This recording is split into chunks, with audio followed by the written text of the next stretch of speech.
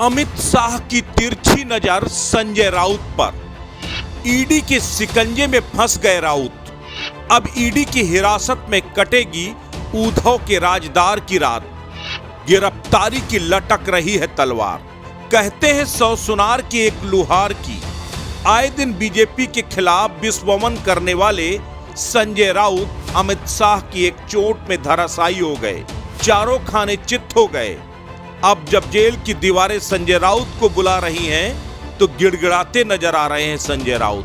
PM Modi को कृष्ण का अवतार बता रहे हैं, मोदी को सबसे अच्छा प्रधानमंत्री बता रहे हैं, लेकिन उसके बावजूद भी ईडी का चाबुक उन पर रुकता नहीं दिख रहा।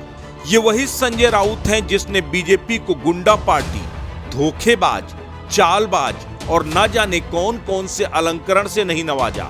अभी कुछ दिन पहले की ही बात है जब संजय राउत ने अपने ट्विटर में लिखा था, झूठी शान के परिंदे ही ज्यादा फड़फड़ाते हैं, बाज की उड़ान में कभी आवाज नहीं होती। ये लाइनें भले ही राउत ने अमित शाह के लिए लिखी थी, लेकिन हकीकत में ये खुद संजय राउत पर पूरी तरह फिट साबित होती है। लगातार अपनी हैसियत से ऊंची बयानबाजी करने वाले संजय राउत की बेइंतहा फड़फड़ाहट पर ईडी ने विराम लगा दिया।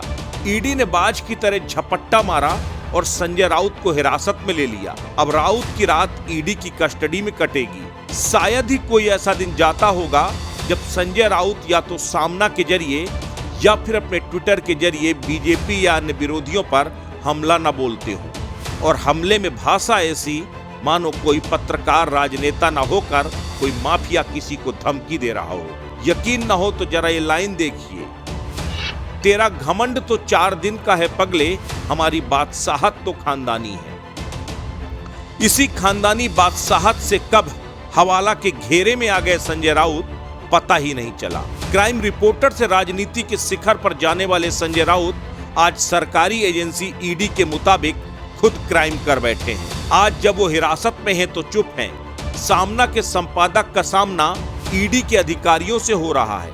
तीखे संपादकीय लिखने वाले संजय को आज तीखे सवालों का सामना करना पड़ रहा है। पात्रता चाल भूमि घोटाले में लगातार ईडी संजय राउत से पूछताछ कर रही थी, लेकिन जांच में संजय राउत द्वारा सहयोग न किए जाने के बाद ईडी ने संजय राउत को आज हिरासत में ले लिया।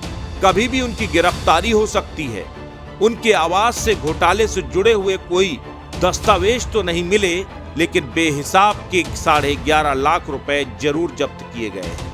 अब आप इस घटना को बड़े कैनवास पर देखेंगे तो ये बात सिर्फ मनी लॉन्ड्रिंग की नहीं है। अगर इतनी सी बात होती तो महाविकास आघाड़ी की सरकार रहते हुए भी पूछताछ और गिरफ्तारी हो सकती थी। आज पूरा विपक्ष एकजुट होकर ईडी और अन्य सरकारी एजेंसियों के दुरुपयोग की बात कर रहा है। अगर इस नजरिए से देखें तो छापेमारी की धुंधली तस्वीर साफ होती नजर आती है। दरअसल कभी राज ठाकरे के दोस्त रहे संजय राउत शिवसेना के विभाजन पर उद्धव गुट में आकर खड़े हो गए थे। जब से बीजेपी शिवसेना का गठबंधन टूटा, तब से बीजेपी के खिलाफ सबसे मुखर राउत ही थे। गैर हिंदूवादी दलों के साथ मिलकर महाराष्ट्र में महाविकास आघाड़ी सरकार बनाने और उद्धव को सीएम बनने की ख्वाहिश पूरी करने में उनकी अहम भूमिका थी। कंगना का मामला हो या फिर कांग्रेस एनसीपी शिवसेना सरकार के दौरान कोई और विवादित मसला, सबसे पहले संजय राउत ही सामने आकर हर बात के लिए केंद्र सरकार पर आरोप लगाते थे। पावर कॉरिडोर के आसपास घूमने वाले लोग तो ये भी कह रहे हैं कि संजय राउत का बड़बोलापन ने उनके राजनीतिक दुश्मन बढ़ा दिए। उनके कारनामों बयानों की फाइल दिल्ली में तैयार की जा रही थी। राजनीति की सबसे ताकतवर जोड़ी की नजर सीधे उन पर थी। अब महाविकास आघाड़ी सरकार गिराने के बाद दिल्ली में तैयार हो रही फाइल के आधार पर उनकी पुराने घोटाले की ईडी में पड़ी फाइल फिर खोल दी गई और उनके बहाने सीधे उद्धव को चुनौती दी जा रही है।